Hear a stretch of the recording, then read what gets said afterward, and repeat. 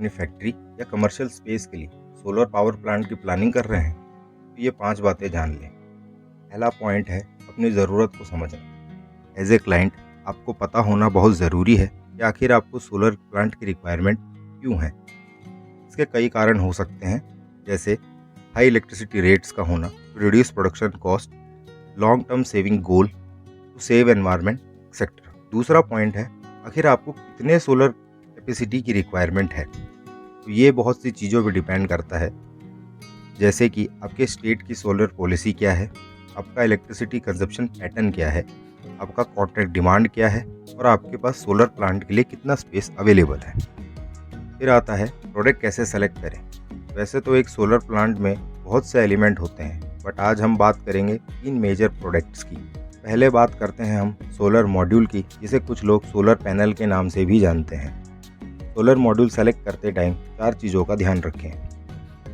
Module की efficiency, warranties of the module, brand value and service record of the company. फिर आता है solar inverter. Solar inverter plant का heart है, इसीलिए इसका सही तरीके से काम करना बहुत ज़रूरी है। 4 पॉइंट्स जो हमें इन्वर्टर सेलेक्ट करते टाइम ध्यान रखने चाहिए। पहला, compatibility of the inverter with the plant. दूसरा है warranty and reliability of the inverter. तीसरा है इन्वर्टर की capacity and efficiency. Third major product of the plant is structure. जान लेते हैं स्ट्रक्चर फाइनल करने से पहले क्या क्या ध्यान रखें, लेकिन उससे पहले ये जानना ज़रूरी है कि कितने प्रकार के स्ट्रक्चर आते हैं।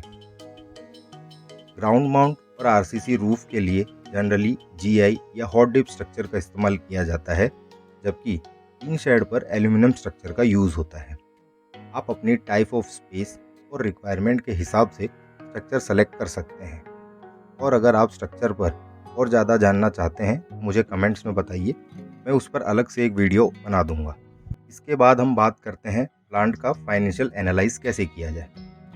देखिए, सोलर एक बहुत ही वर्सेटाइल मार्केट है और यहाँ रेट्स में चेंजेस होते रहते हैं, कभी किसी पॉलिसी की वजह से तो कभी डिमांड एंड सप्लाई चेन की वजह से। इसीलिए आपके लिए सही रेट्स को लेकर अपडेट होना बहुत ज़रूरी है, ताकि आप अपने प्रोजेक्ट का सही फाइनेंशियल एनालाइज कर पाएँ। और इस एनालाइज को करने के लिए हमें 3 चीज़ों की ज़रूरत पड़ेगी। पहला है capital cost of the plant, दूसरा है year on year maintenance expenses और तीसरा है expected energy savings. Fourth point है to know about regulatory in your state. देखिए, सोलर से इलेक्ट्रिसिटी सेविंग के अलावा भी काफ़ी सारे बेनिफिट्स लिए जा सकते हैं, इसीलिए उनके बारे में जानना भी हमारे लिए ज़रूरी है।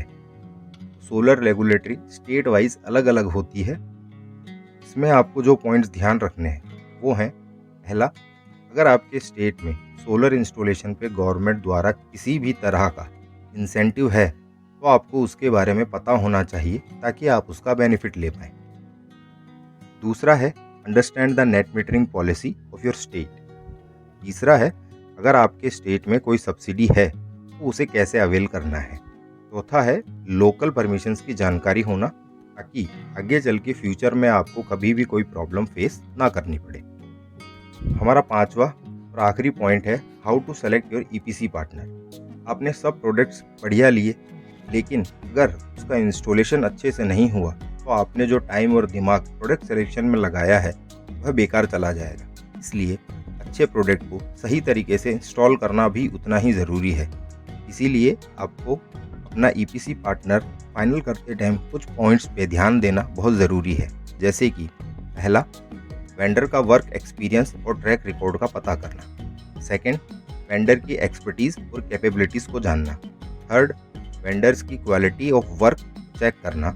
फोर्थ है वेंडर का प्रोफेशनल होना और फिफ्थ है वेंडर का कॉस्ट इफेक्टिव होना। तो अगर आप इन सभी 5 पॉइंट्स का ध्यान रखकर अपने सोलर प्लांट की प्लानिंग करते हैं तो ज़रूर आपको अच्छे रिजल्ट देखने को मिलेंगे। इसके अलावा आपकी कोई भी क्वेरी हो तो आप हमें मैसेज कर सकते हैं। साथ ही साथ हम आपके पूरे प्रोजेक्ट की कंसल्टेंसी भी प्रोवाइड करते हैं, तो अगर आप उसके बारे में जानना चाहते हैं तो उसके लिए भी आप मैसेज कर सकते हैं। आशा करता हूँ आपको हमारा वीडियो पसंद आया होगा। इसी उम्मीद के साथ मिलते हैं नेक्स्ट वीडियो में। धन्यवाद।